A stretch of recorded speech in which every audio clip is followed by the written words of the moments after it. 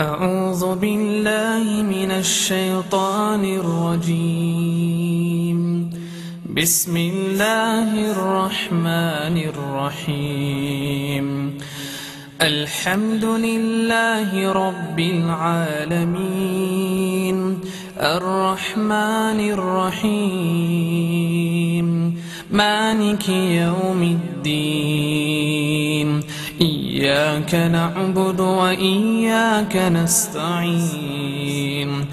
اهدنا الصراط المستقيم، صراط الذين أنعمت عليهم غير المغضوب عليهم ولا الضالين.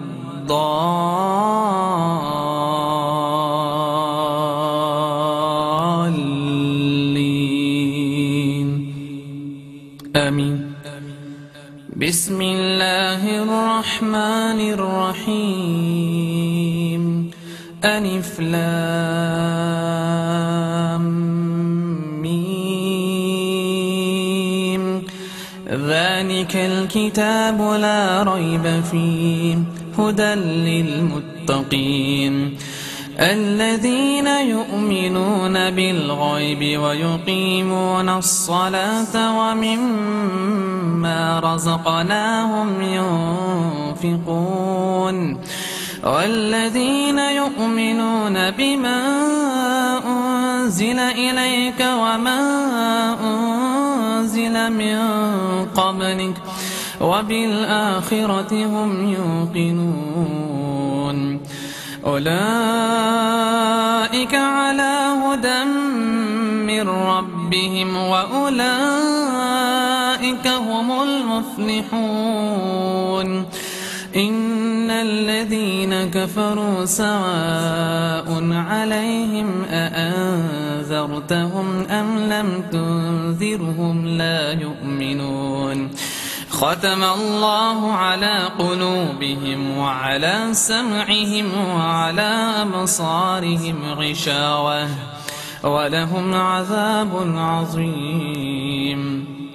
ومن الناس من يقول آمنا بالله وباليوم الآخر وما هم بمؤمنين يخادعون الله والذين آمنوا وما يخدعون إلا أنفسهم وما يشعرون.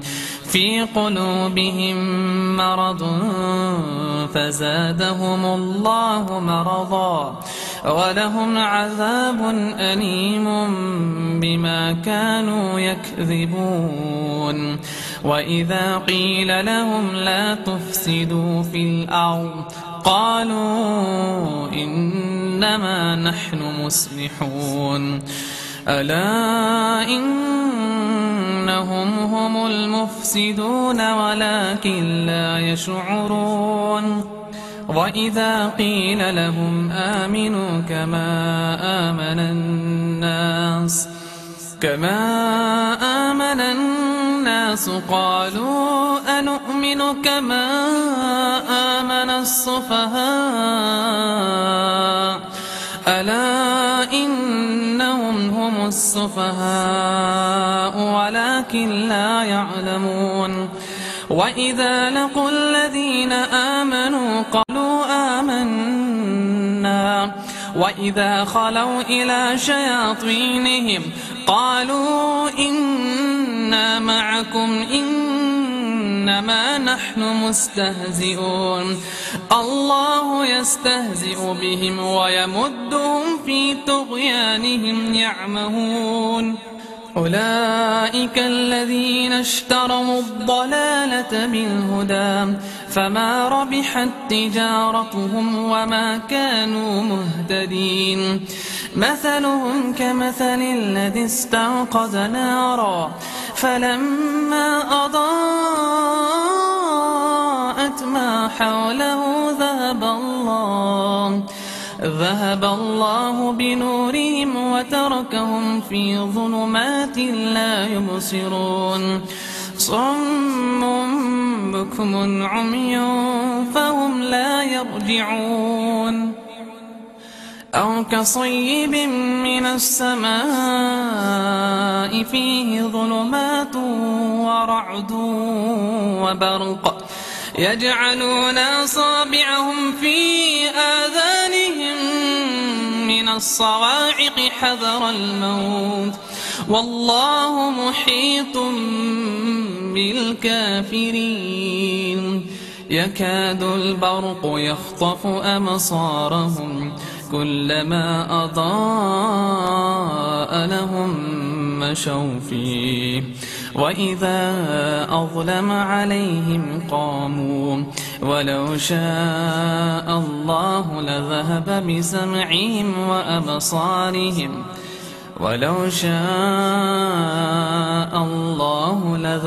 بسمعهم وأبصارهم إن الله على كل شيء قدير.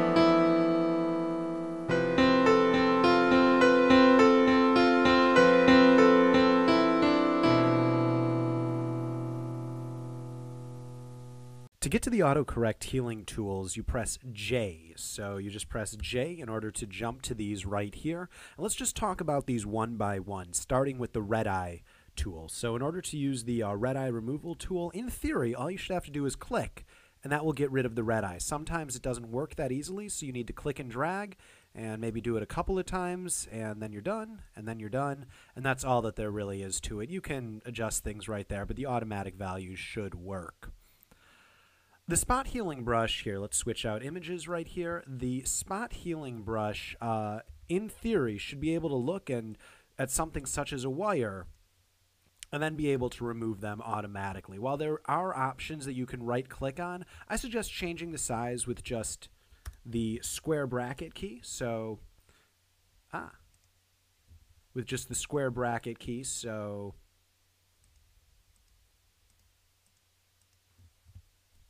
just hitting that key makes it bigger, that key makes it smaller, and with the spot healing brush, you just be able to wipe across it and it will get rid of it. If you want to have a little bit more control, so you can see it became a little bit splotchy up here. If you want a little bit more control, the healing brush gives you that.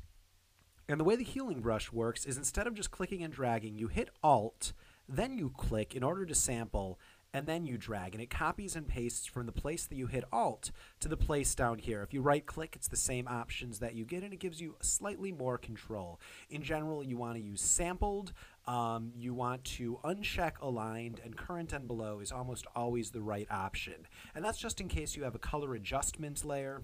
It's good practice to do it that way. Next tool, the patch tool. The way that this works is you select around an area like this, you click and drag, and it copies and pastes that in. So there we go. We have it fixed right there. Not a problem. Obviously, if you have a more troublesome area like this, the patch tool isn't going to do such a good job, and nor will the others. And then right-clicking gives you, pretty standard options that don't help you all that much. Content-aware Move tool is a new feature inside of Photoshop CS6, and it has two main options. It's actually two tools in one. One is Move, and one is Extend. So with Move, what you do here, let's just select around this, and now if I click and drag this down here, in theory, it should set the head down here. So it takes a little bit to analyze, And then it should get rid of it up there and set it down there. Perfect. The other thing that it allows you to do is extend. So if I go to extend, I can actually just push this in this direction, and it should get rid of this bit of ear, get rid of all of that, and we're making it so the cow is just a little bit smaller right there. So going from this to this. And obviously we need to go in and adjust some of those things up there.